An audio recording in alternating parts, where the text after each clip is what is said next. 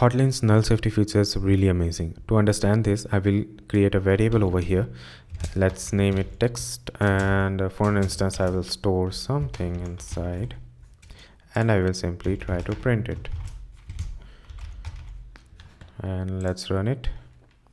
Here you can see there is something, but this is not something that we are looking for, right? Because we need to understand how null safety is working. So first of all, we need to make this text nullable.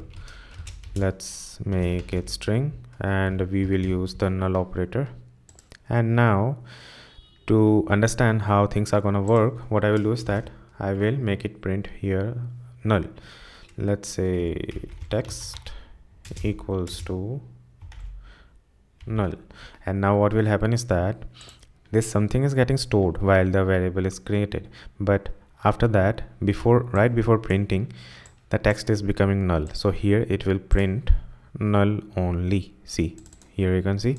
So what we can do here is to take the advantage of this null operator. We will check here, if it is null, then it should print nothing. Let's run.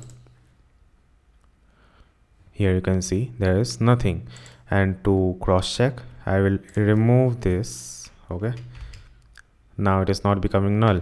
So now what will happen is that it will print something instead of nothing. Why? Is because something is already stored and no more this text variable is becoming null, so it should turn into something. See, so that was all about null safety. We will see more null safety features in another video. Subscribe for more. Thank you.